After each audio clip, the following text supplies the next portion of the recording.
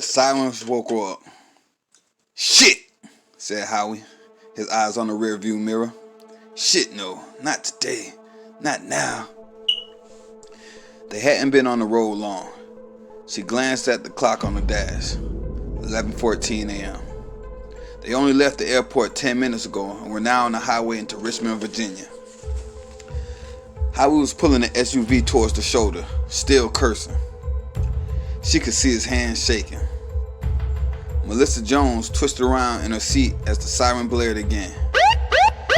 There were two officers in the car behind them, their faces impossible to make out in the haze of the flashing red and blue lights. "Were you speeding?" Melissa asked. "Shit, no, I ain't crazy."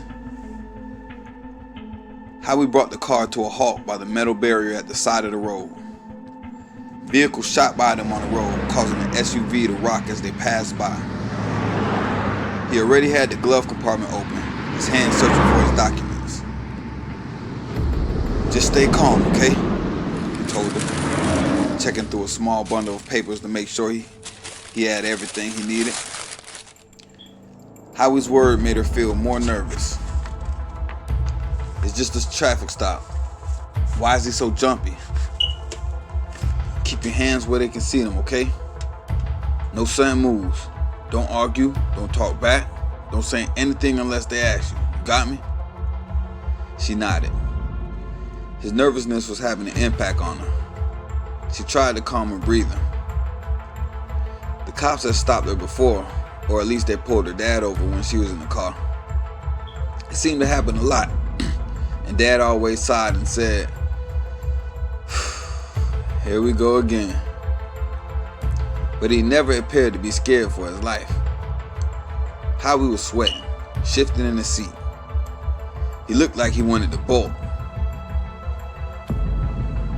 The cops were taking their time, probably running Howie's plates through their computer.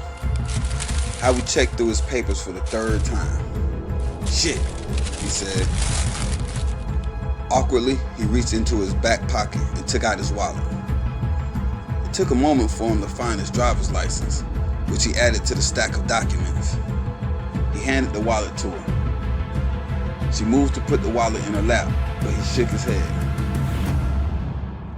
"Keep your hands visible." "Okay," she said. "It's going to be okay, Howie. Try to relax." "Sure, I'll relax," he said, wiping the sweat from his brow. "Crap, we should record this." "Record it? Really?" Howie had his phone out and was opening a live stream app. He spoke into the camera. "Okay, this is how we do, coming to you from I-95 in Richmond, Virginia. Just been pulled over by a couple cops. You are my witness." He handed the phone to Melissa. "You want me to record this?" Melissa said reluctantly. "Hell yeah. I don't know if that's a good idea. Periscope it. Live broadcast on your channel, just in case they take the phone away." The slamming of two car doors interrupted Howie. Melissa glanced in the side mirror and saw two cops, both male, both white, both with hands on their holsters, approaching the SUV. One hung back while the other approached the driver's side. Howie lowered the window, his hands on the wheel, one still clutching his pile of papers. Melissa did her best to cover him and the cop with the phone camera. "It's your vehicle?" the cop by Howie's window asked. "Yes, sir." "You got license or registration?" "Yes, sir. It's all right here. I'm going to hand it to you now, okay?" Howie slowly and deliberately held out the stack of papers to the officer, who didn't take them. "You armed?" "Yes, sir. My concealed permit is right here." The cop took a step backwards, away from the open window. "Step out of the vehicle, sir." Melissa thought he might protest. Instead, Howie opened his car and stepped out. She had to twist around in her seat now to keep the camera on him. Is your companion armed also? No, said Howie. Ma'am, step out of the vehicle, please. This instruction came from the second cop, his voice muffled through Melissa's window. Her heart hammering, Melissa opened the door and stepped out. Phone still in her hand, but held to her side so it wasn't obvious it was recording. The roar of a passing truck made it hard to hear what Howie's cop said next, but to her surprise, he now had his hands on the hood of the car and the cop was searching. Melissa cops directed her to do the same. She placed her hands on the hood, the phone still in her right, his camera facing back towards her.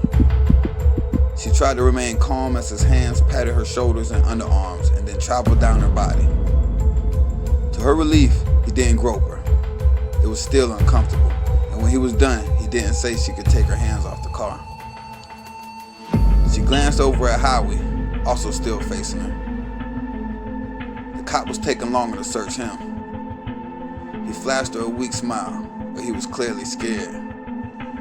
She tried to angle the phone in her hand towards her boyfriend so that the camera could see what was happening to him. The cop found and removed Howie's gun, then checked to see if it was loaded. After that, he pushed it into his belt and snatched the papers out of Howie's hand, who was still pressed to the metal hood. As he did so, one of the documents slipped out and fell to the ground. Instinctively, Howie bent to pick it up. The cops reacted like a bomb had gone off. Both drew their weapons.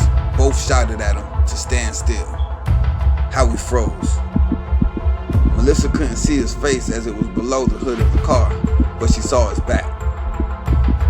The cops weren't looking at her, so she raised the phone camera. "I'm just getting my permit," Howie said, his voice hard to hear, with the traffic thundering past. "Do not move!" the cop screamed. His gun was pointing straight at Howie. Time seemed to slow down. Cars rushing by now seemed to be taking their time. Each whoosh, whoosh, accompanied by a flash from the gun. Melissa heard only the first shot. At least 3 more followed. Howie dropped out of sight behind the car. Her hand flew to her mouth. She might have screamed, but as she was slammed into the car, it knocked the breath from her lungs. The phone fell from her hand as she dropped to the ground. The cop kicked her arm as she lay there. She was distantly aware of the pain. She tried to beg them to stop. For some reason, the only words she could get out was the only one that made them stop kicking her. The cop bent over, his face looming and angry. "What did you say?" "Canadian," she wheezed. "You got a passport?" She managed to reach a trembling hand into her jacket pocket. Her passport fell onto the asphalt. The cop picked it up, flicked through it, and showed it to his partner. "Shit," he said. That is the end of chapter 1 of They Want You Dead by Solomon.